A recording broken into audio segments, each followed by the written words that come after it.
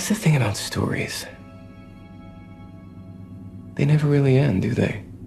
We're still telling the same stories we've always told, just with different names, different faces. Farewell to the Master is a science fiction short story by Harry Bates. It was first published in the October 1940 edition of Astounding magazine. Farewell to the Master is another good example of those early, hugely influential science fiction stories that I just love to talk about. It's been adapted 2 times into feature films. One, I'm sure you've all heard of it. It was called The Day the Earth Stood Still, which was in 1951. And the second time was in 2008, also called The Day the Earth Stood Still.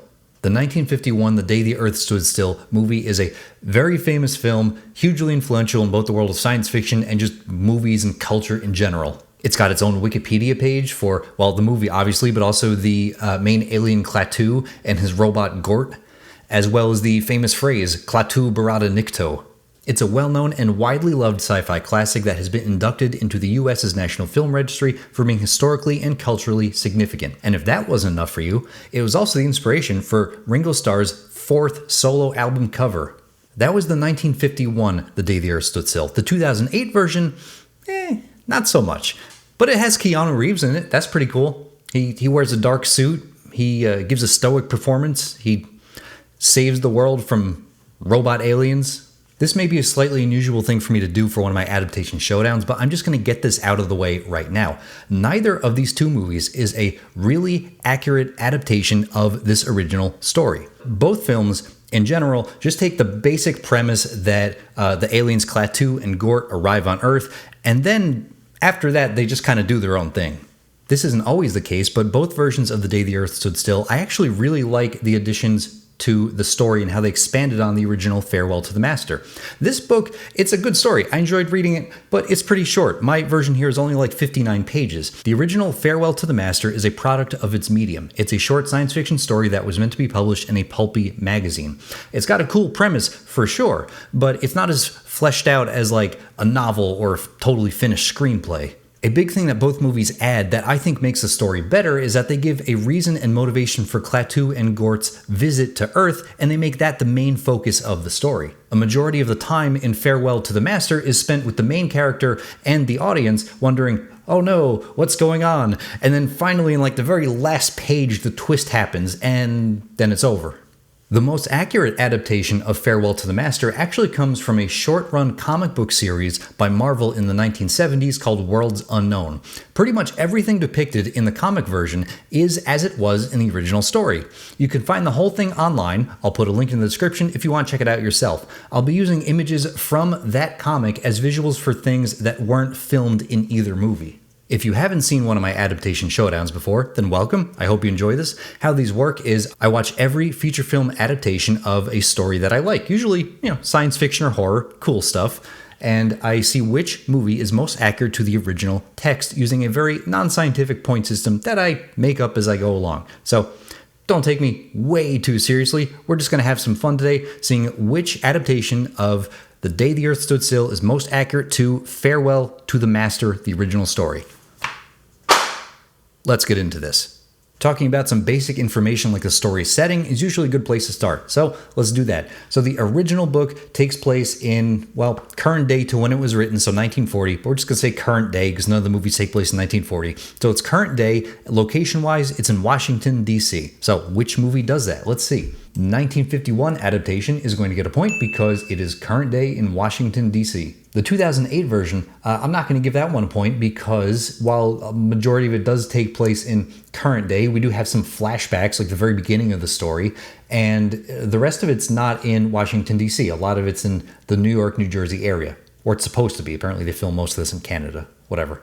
Next important thing to talk about is who was the main character. In the original book, his name was Cliff Sutherland. So what was his job? He was a freelance news photographer. In the story, he gained some notoriety because he was the first one to capture some decent photos of the alien spaceship when it arrived.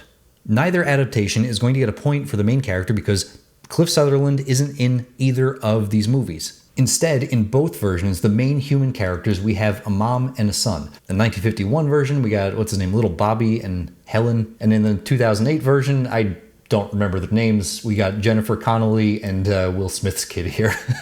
What is her role? She says what her job is. She's not a photographer. What does she do? I'm an astrobiologist. An astrobiologist. Okay, sure. All right, next point for main characters. Does it feature the alien Klaatu? Pretty big important character in the story. Both movies are going to get a point for this. In the 1951 version, it was played by Michael Rennie. And in the 2008 version, it was played by Keanu Reeves. There he is. The next important main character to talk about is the other alien that arrives on Earth with Klaatu, which is Gort. An interesting little tidbit about this is that in the original story, his name wasn't Gort, it was Newt. G-N-U-T. Both movies are going to get a point for featuring Newt/Gort, the alien robot sidekick to Klaatu. There he is in the 50s version, nice silvery outfit. There he is in the 2008 version, big silvery man made of nanobots. Sometimes if the story is old enough, I'm just able to find a PDF of it online, and luckily I was able to do that for this story, so I'm going to be using screenshots and highlighting little details from the story so we can compare them to the movies. So the original way that Newt/Gort was described is actually different than it was in both of the movies. For Newt had almost exactly the shape of a man, a giant but a man, with greenish metal for man's covering flesh, and greenish metal for man's bulging muscles. Except for a loincloth, he was nude. Did he have like robot parts to hide under that? I mean, I don't know. The original book also describes him as having illuminated red eyes. Eyes plural. Another part of the original text also describes him as being an 8-foot-tall robot. I think it's interesting that neither adaptation shows Gort/Newt as being green. I mean, well, one is in black and white, but I don't think that's green. It's like silvery. So here's a picture from the original Marvel comic, and honestly, this version of Gort/Newt is what I was picturing in my head when I was reading the original book. It's a muscular-looking green alien thing with a loincloth that's 8 feet tall and 2 red eyes. That's what I pictured in my head. That's what we'll describe in the book. Neither movie really shows exactly that. Here's another image I found online of what an early depiction of Gort/Newt was. Notice the muscles and loincloth and 2 eyes. Next point to give out is where did the alien spaceship arrive on Earth? In the original book, it was on the US Capitol's grounds. He had been the only freelance picture reporter on the Capitol grounds when the visitors from the unknown had arrived, and obtained the first professional shots of the ship. Well, let's look at the 1951 adaptation. It is in Washington, D.C., but that's not the Capitol grounds, that's a baseball field. Is that supposed to be the White House in the corner over there? Is there a baseball field a block away from the White House? What is this? 2008 version is not going to get a point because this is not Washington, D.C., and it instead arrives in Central Park in New York City. Next point to take a look at is an interesting little thing that I found about the ship from the original story was that the ship doesn't land, like it doesn't travel through space and land on the ground like you may picture a typical flying saucer coming from space and then landing somewhere in a field. The ship in the original story actually just appeared out of nowhere. They think it was some kind of more time travel, dimension traveling ship than a ship that physically goes through space. It appeared in the blink of an eye. It did not come down from the sky. Dozens of witnesses swear to that. It just appeared. One moment it was not here, the next it was. So again, neither adaptation is going to get a point for how the ship arrives because both depict this actually physically coming in from the atmosphere and landing somewhere. Next point I want to take a look at is the actual physical description of the ship. So the original book says, no slightest break or crack marred the perfect smoothness of the ship's curving ovoid surface. So if you Google curving ovoid, it's a circular oval kind of thing. Kind of looks like an egg. We're looking for something round, ball-like, oval. In the Marvel Comics adaptation, you can even see it's depicted as this ball that appears out of nowhere. Which movie is more close to this depiction here? Well, it's not the 1951 version, because that's more of like your typical 1950s Green Men from Mars alien flying saucer kind of ship. If I'm going to give out a point for which version of the alien craft was more accurate to the original book, it's going to the 2008 movie, because there's a big scene when it pans out and you can see it's just this like giant ball of energy. So that's more of an ovoid than a flying saucer. Next point to talk about isn't a huge one, it's just a little detail I noticed from the book, which is that they said it took 2 whole days after the ship landed before Klaatu and Gort came out. At last, after exactly 2 days, an opening appeared in the wall of the ship and a ramp slid down. Neither adaptation is going to get a point for this because both have the aliens emerging or the ramp opening within hours. In fact, in the 1951 version, he actually says how long it was. The ship is now resting exactly where it landed 2 hours ago, and so far there is no sign of life from inside it. And then in the 2008 version, it's not even hours, it's just minutes. The alien tries to shake hands with Jennifer Connelly and Someone shoots him. Next point to give out is that when Klaatu steps out of his craft, the book describes it as and outstepped a man, godlike in appearance and human in form, closely followed by a giant robot. So to be fair, the term godlike is subjective. What I think is a godlike figure could be different from the next person to the next. Okay, whatever. The Klaatu represented in the Marvel Comics adaptation is most closely aligned with the Klaatu I pictured in my head when I was reading the original book. I pictured him as like this Norse god kind of person. So the 51 version, it's not going to get a point because I don't know if that's godlike to you. I mean, it's just someone wearing a spacesuit. 2008 version, you could maybe say this is more godlike, but he's just like this biosuit, beam of energy kind of thing. Next point to talk about is what is the first thing that Klaatu said when he emerged from his ship and greeted the Earthlings? Well, the original book, he says, "I am Klaatu," or a name that sounded like that, and this is Newt. The Marvel Comics adaptation has him doing exactly that. However, neither movie adaptation is going to get a point because he doesn't say that. In 2008 version, he actually doesn't say anything before he's shot. In the 1951 version, he does say some stuff, but it's not those lines. "We have come to visit you in peace and with goodwill." Next important thing to talk about is that in the original story, after Klaatu introduces himself to Earth, some crazy guy in the crowd shoots him dead. The police pulled the slayer of Klaatu out of the tree. They found him mentally unbalanced. He kept saying that the devil had come to kill everyone on Earth. Both movies are going to get a point for this because, just like in the book, as soon as Klaatu comes out of the spaceship and says something or just approaches one of the humans, bam, someone shoots him. There we go. In the 1950s version, he opens his scary-looking device. Boom. Oh, he got shot. 2008 version, oh, look at that blood. As far as Klaatu is concerned, the next thing to talk about is, was he killed when he was shot? In the original book, he was. The guy shot him, pretty much died right there in the spot. Neither movie is going to get a point for this because, well, in the 50s version, he got shot, but you can see he's just shot in like the shoulder area, which probably isn't fatal, and he's still alive. Although his character does get shot dead later in the movie, it's nothing like it was depicted in the original story. And the 2008 version, that creature that comes out of the giant ovoid spaceship does get shot, but he is not dead. And it's just like this shell bio skin suit thing that Keanu's clone, whatever you call it, was hiding inside, and it like shed the skin, and then he came out of that. So he's not dead. Another little detail about Klaatu to give points to both of these movies is that the original book says he was taken away, and Klaatu, although obviously dead, was rushed to the nearest hospital to see if anything could be done to revive him. Well, both movies are going to get a point for this because both movies show them taking Klaatu to the hospital. Even though he was shot, he wasn't dead, but they take him to some kind of medical facility to do some work on him. There he is in the 50s talking to that guy, and in 2008 there's Keanu in the hospital bed.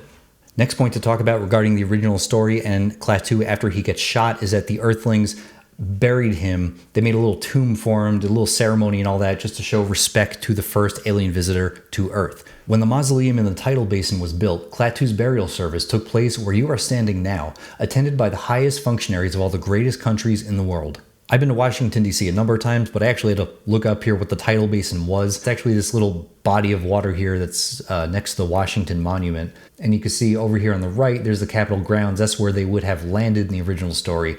And apparently they built him some kind of mausoleum burial tomb in the middle of the tidal basin over here on the left. So yeah, neither movie's going to get the point for this because after Klaatu is shot, he's not killed and he's still around for the rest of the movie. Next point I want to talk about is not about Klaatu, but his traveling companion, Gort, or as he's known in the original book, Newt. After Klaatu is shot and killed and they bury him, in the original book, Newt just kind of froze. He just stood there. He was over by where Klaatu got shot. He bent down maybe to help him or look at him or something and just kind of froze there. And that's where he remained for the first half of the story. For a while, everyone on Earth thought Gort/Newt was just, frozen in his robot position where Klaatu had been shot. Which movie shows Gort/Newt as being just frozen in place?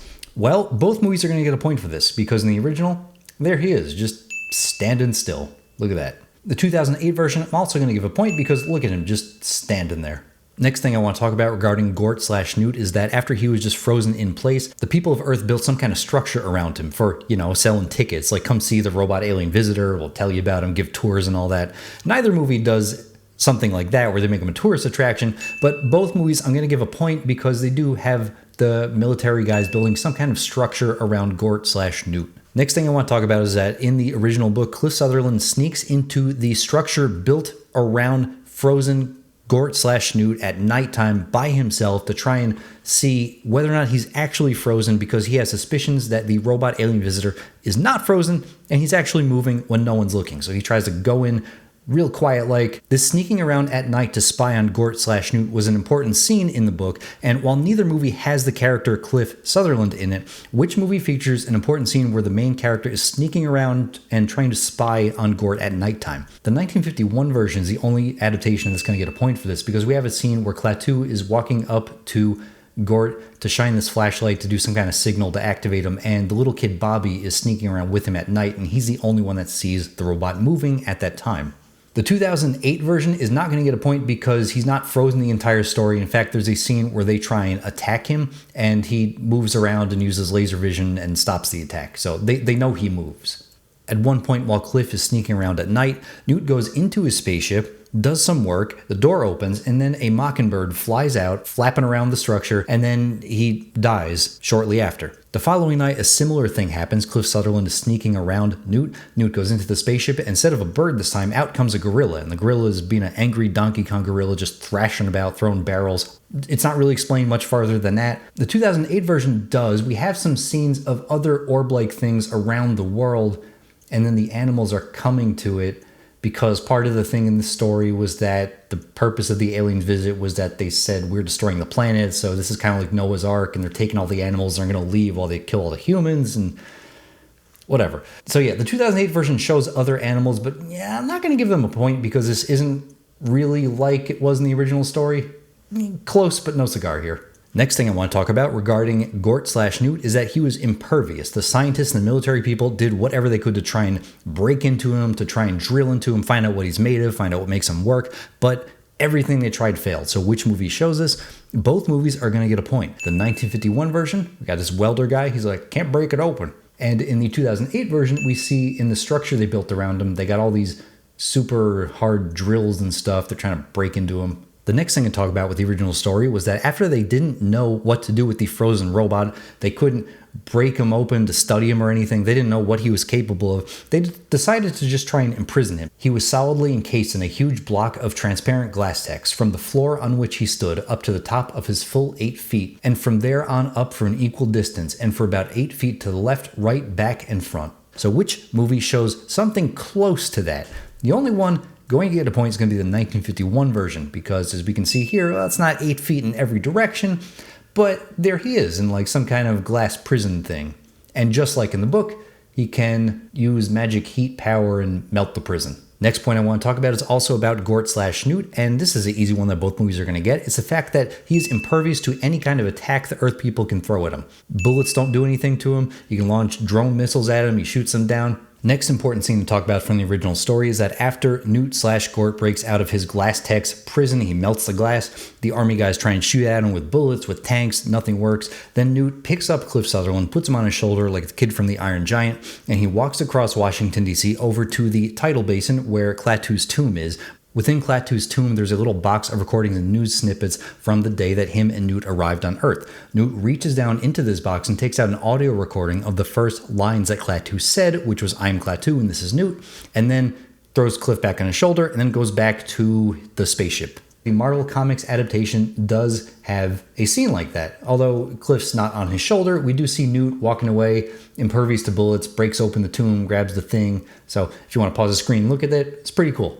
I'm not going to give out a full point to the 1950s version because he doesn't go over to Klaatu's tomb and grab the audio recording and all that, but I'm going to give the 50s version a half a point because it does depict an important scene where one of the main characters is being carried away by Gort/Newt. Next point from the original story I want to talk about is that towards the end, Cliff makes a daring move, and as the ramp is closing into the spaceship, he jumps aboard to find out what these visitors are all about. So which movie shows the main characters going aboard the alien craft?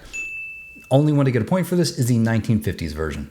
Next point I want to give out has to do with an interesting ability that the alien visitors have, which is that they can make bio-clones. I guess that's what you call them. The book didn't really give a name to them, but if they get some sample of your DNA, they can make like a dummy version of you from that little sample. So which movie shows this? It's not going to be the 50s one, because while aboard the ship they do have some magical machine that brings Klaatu back to life, it's not exactly the same. It's not like they made a clone of him. They just resurrected that body. However, the 2008 version is going to get a point because in the very beginning, when Keanu the Explorer finds the alien orb, he looks down at his hand and he sees something there, like it took a little sample of DNA away from his skin. Then later on, we find out that the aliens must have stored that DNA sample and just recreated Keanu Reeves to talk to the Earthlings. Next point I want to give out has to do with the fact that the DNA resurrected bio clones that the aliens can make of living creatures, they don't last very long. They don't have a very long lifespan. So which movie depicts that? Well, the 1950s one I'm going to give a point to because they bring him back and he mentions that he doesn't know how much longer he has in this form. This technique, in some cases, can restore life for a limited period.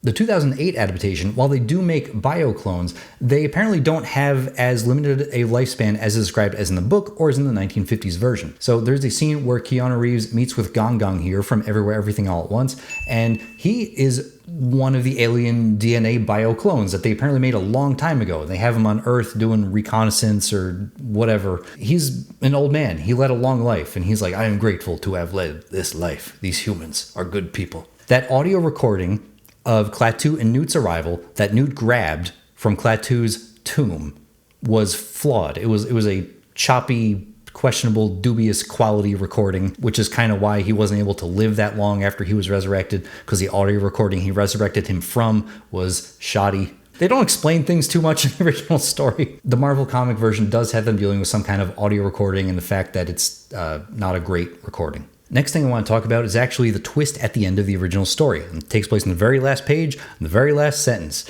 It's farewell to the master. The whole story, we're thinking that Klaatu is the guy in charge when he came to Earth. That Klaatu was the alien master, and oh no, we're so stupid for having shot him dead. But as it turns out, the very last sentence, Gort told Cliff that it is I who am the master. Oh no, we got it wrong the whole time. So those are all the points I have to give out for the adaptations of the original Farewell to the Master. Which version of The Day the Earth Stood Still is most accurate to this book?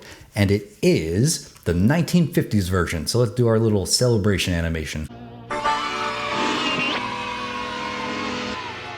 So for the next section, and a really important thing I want to talk about the 2008 movie is that it was more of a remake of the 50s movie than it was an adaptation of this story. This isn't a complete list, but I'm just going to go through this just so you can get an idea of what I'm talking about. The original story, the main guy was Cliff Sutherland. However, in both versions, it was replaced by a mom and her son.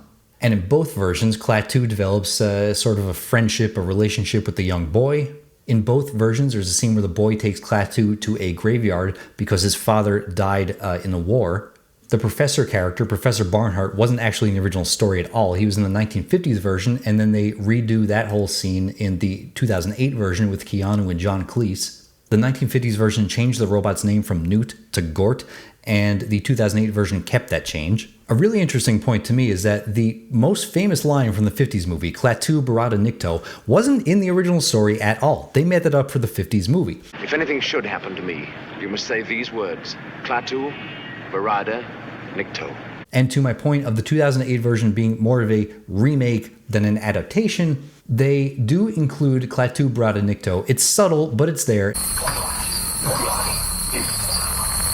Apparently they weren't originally going to include it, but I found this article here that says they included it at Keanu's insistence. Another smaller detail that the 2008 movie remade from the 50s one is that when Klaatu sneaks away and goes out and hides amongst the human world, he steals a suit. So we have him taking the suit from the hospital in the 50s one, and he takes a suit from this guy here from the military hospital. What size is that suit?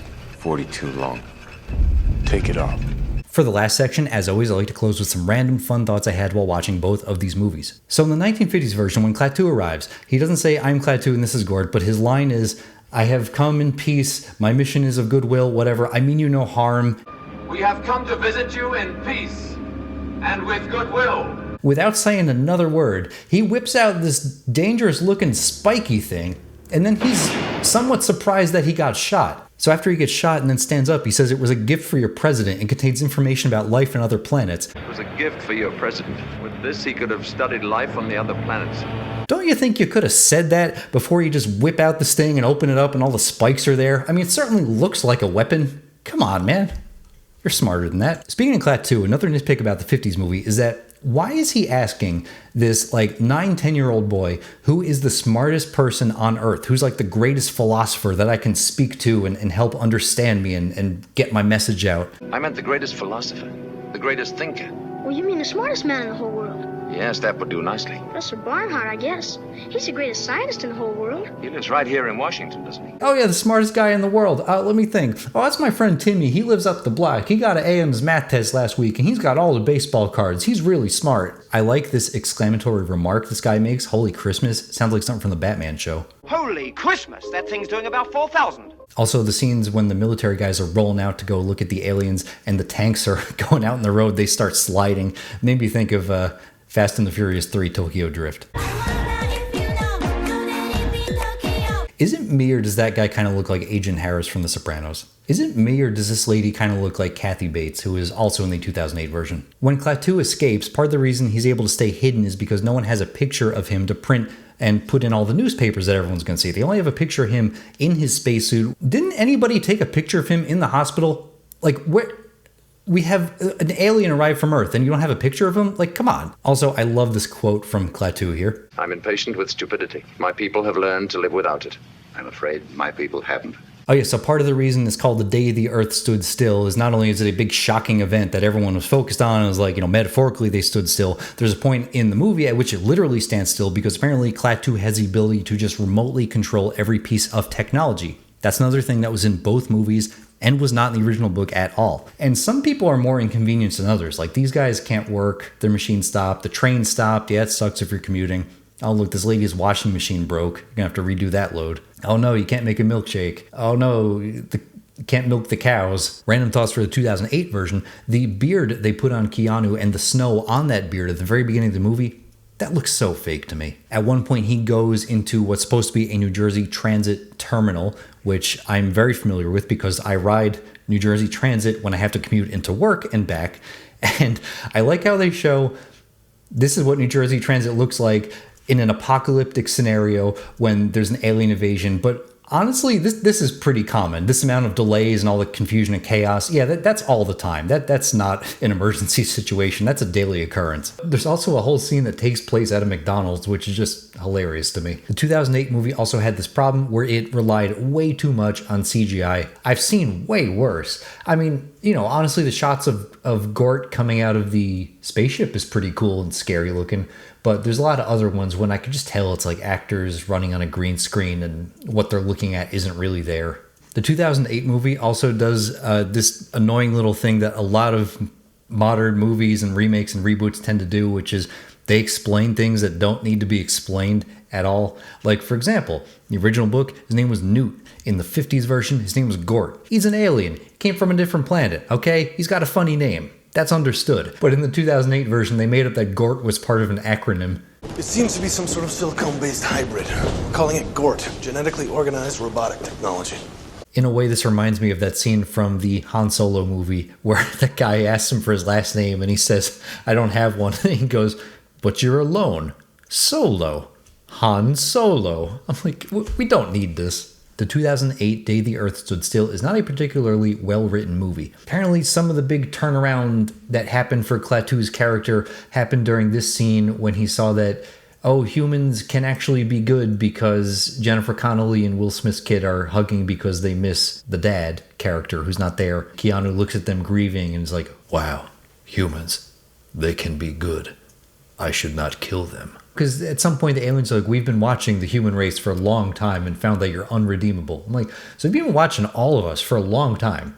You haven't seen anything good? They haven't seen a single good redeemable thing that humans have done? It's just unbelievable to me that this here is what made the Grinch's heart grow 3 times that day. Also, there's this one scene where they're looking for escaped Klaatu and they say, if seen, please call this number. Let's see what happens if I call that number. Hold on. Hello, and thank you for calling. Just for calling today, you're entitled to a retail rebate of $100. I am? Press 1 now for more information. Oh. Or you can hang up. Whoa. I'm a rebate. Hold on. Hello? I have information on the whereabouts of Klaatu. Hello. Anybody? No? Okay. Well, that's about all I've got for today. If you made it to this point in the video, thank you very much. I appreciate you sticking around till the very end. I hope you enjoy this Adaptation Showdown, and I will see you next time. As they say in the movie, Klaatu Barada Nikto.